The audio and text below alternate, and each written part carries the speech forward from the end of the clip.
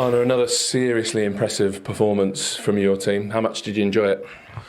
A lot, but it's because it doesn't happen many times that I could just sit back and enjoy. And I thought it was the situation that against Tottenham when we were 5-1 up, but that they came back to 5-3. But today we kept control over the game and won with 5-0. Do you feel like you've gone up a gear in the last few weeks? You mentioned the Spurs game where you scored 6. I don't know, maybe since the week of Real and City, do you feel like you've found another level as a team? I think it's always a bit in a season. We've spoken about before the game about conceding the chances. Today, I think we conceded 2 or 3. One hit the bar, one hit the post. So and Leicester got 2 chances and scored 1. So that is a bit also in attack. So I think during the whole season we've created quite a lot of chances.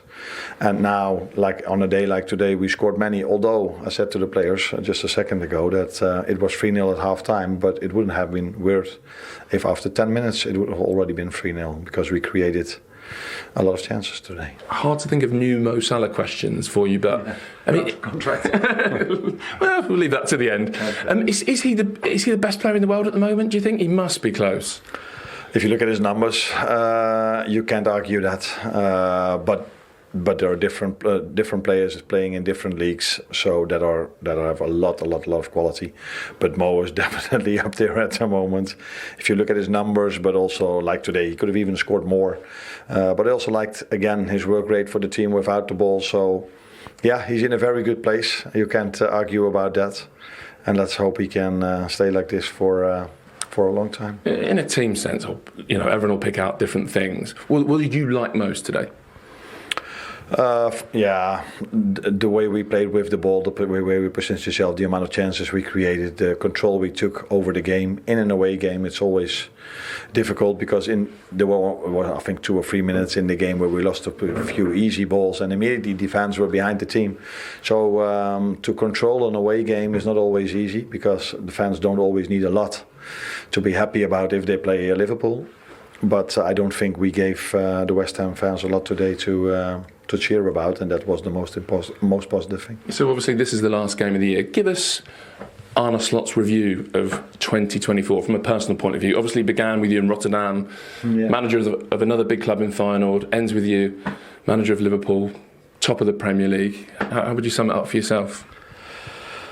Yeah, as a great year. So working at a great club at Feyenoord, I was wondering, can I find another club where I can even have a better time now? At the moment, I can say it's definitely not less or not as good as my time at Feyenoord. It's probably even better because it's special to do this in another country as well.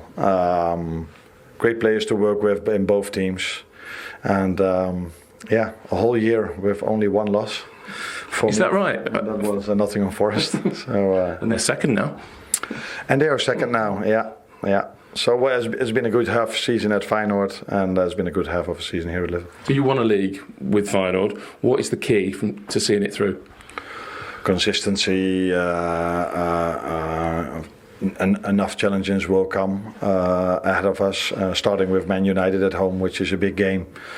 Even if you don't look at the league table, it's already a big game, let alone you want to keep your lead as long as you can.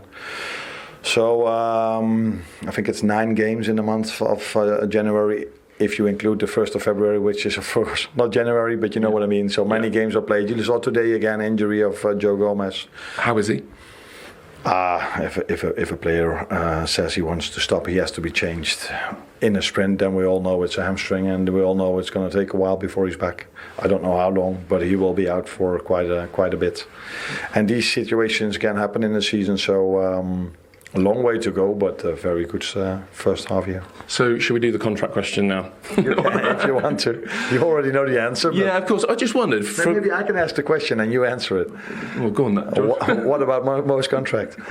Well, I mean, he's just been in to talk about it. I always answer. We don't talk in public. I didn't get the joke. Sorry, I'm a bit slow. Yeah. But does much change in January for the outside world?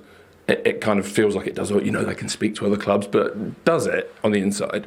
Not on the inside, but on the outside, it definitely does, because probably even people talk even more about it, not only about these three, but also about other players, because it's always a month where players can make a transfer as well. So it's not only this upcoming month about the three, probably it's going to be about the ones we bring in or the ones who could also leave. So that is always the thing in, I think it's somewhere around August, and the thing in January. Is Trent the biggest worry? Sorry to ask a second one, but with the other two, it just feels a bit more positive. We saw Trent's celebration today. The mood music around him feels a bit more negative. No, I don't think it's negative at all. He's playing really well, scored a great goal, and the way he celebrated his goal probably tells you enough. So I don't think I have to say much more about it. I'm really happy with Trent, just as happy as I am with Mo and with Virgil. So for me, there's no difference. For the outside world, maybe there's a bit more things happening around Trent in the media than with the other two, but yeah, I'm happy with all three of them at the moment. Expertly navigated, as always. Happy New Year. Right, too. Thank you. Cheers.